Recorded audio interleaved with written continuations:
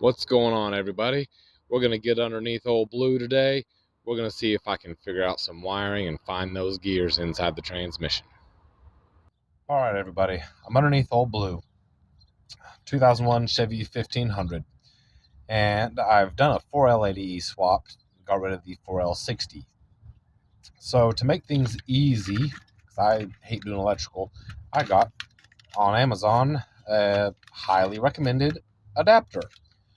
Take the factory harness here and side, plug it in like that. Boom, click it together, and then you plug this in to the transmission. Well, unfortunately, there we go.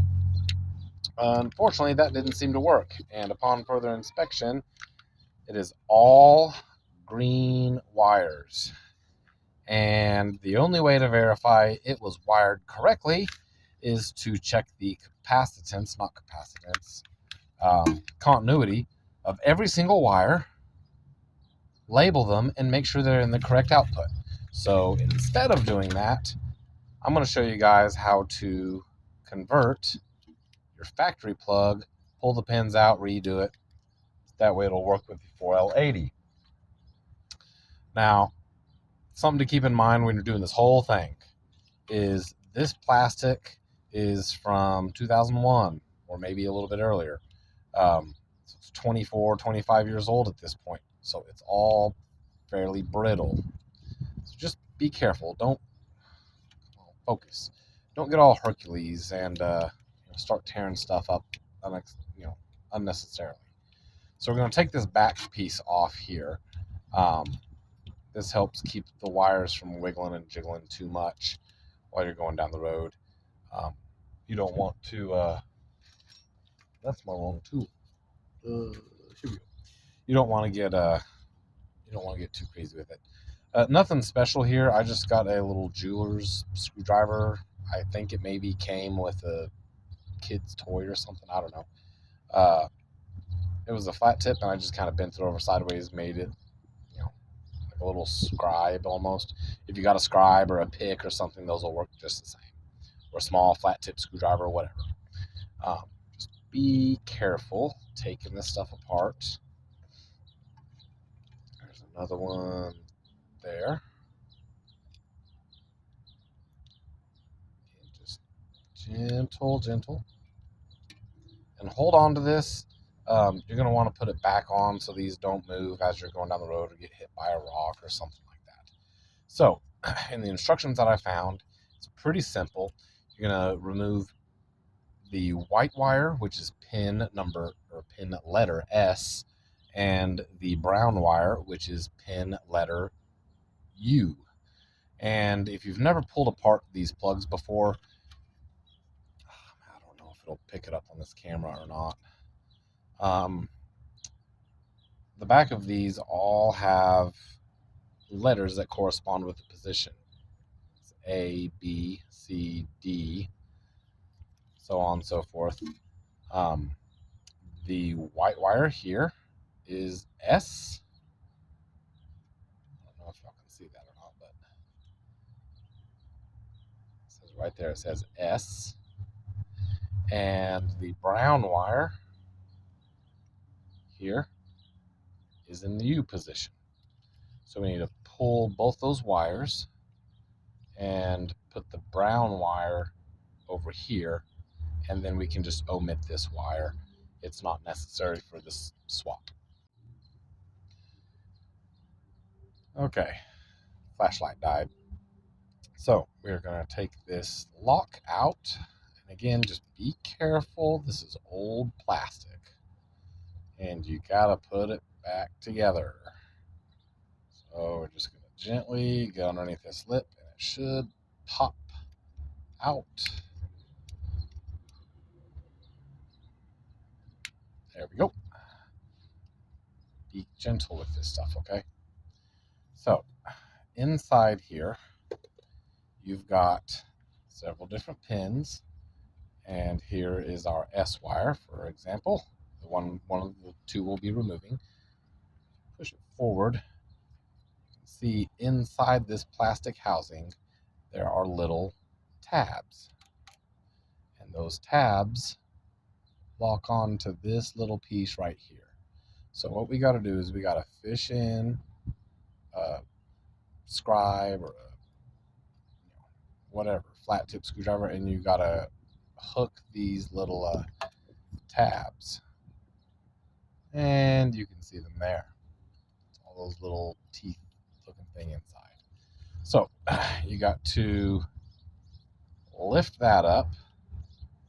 I push this wire too far through, so no big deal.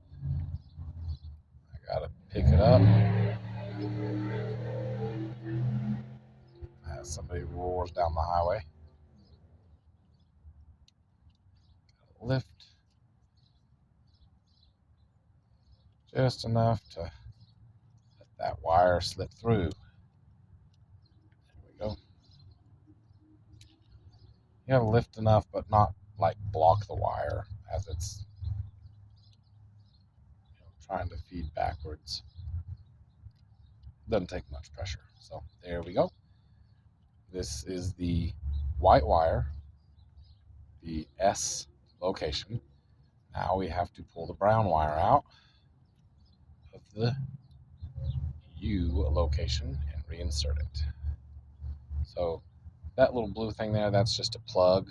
Nothing goes in there. So work on taking this one out. This will be a little easier maybe.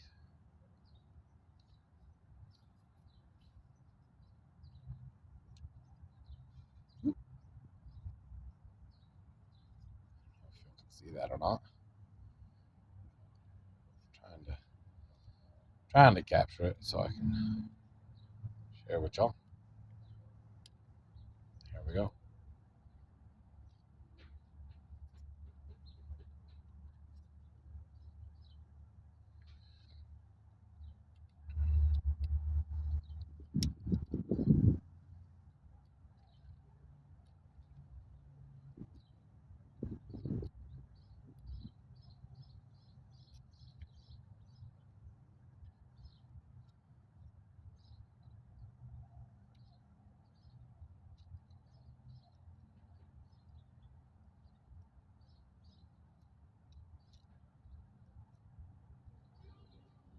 Come on. Gotta hold your tongue just right, otherwise it won't work. There we go.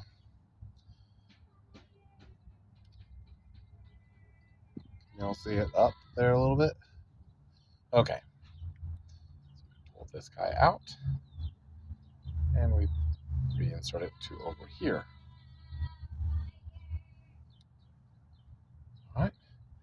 And then this guy, we can put some electrical tape on it.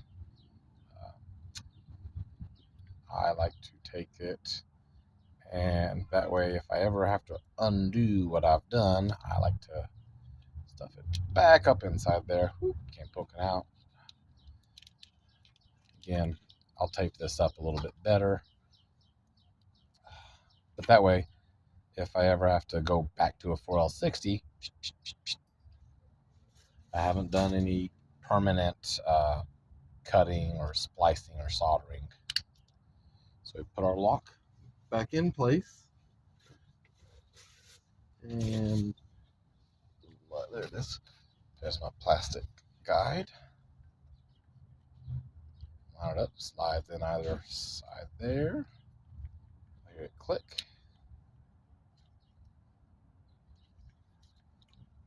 Oop, wires ain't all the way in. There we go. Click, click. And we'll fish that through. Give me just a second. I'm going to go get some electrical tape. Tape this up. So, as I stated, get a little tape.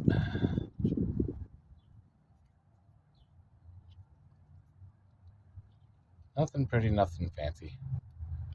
Just roll her up there, cover it up. Just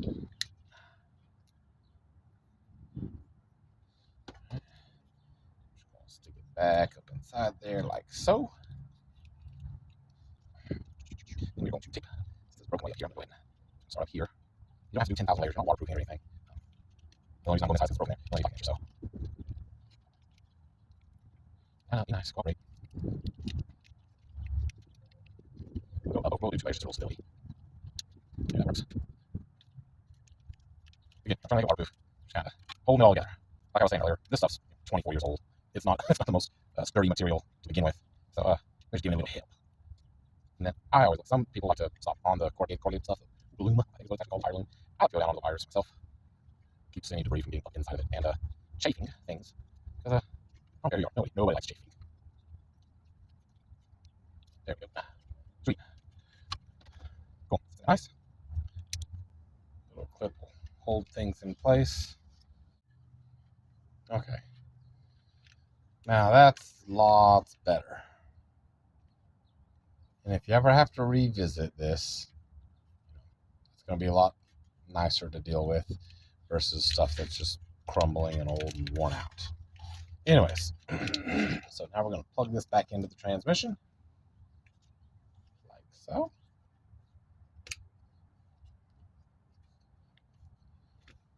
And that should be it. Now I'm going to do a test drive and see if I have all my gears.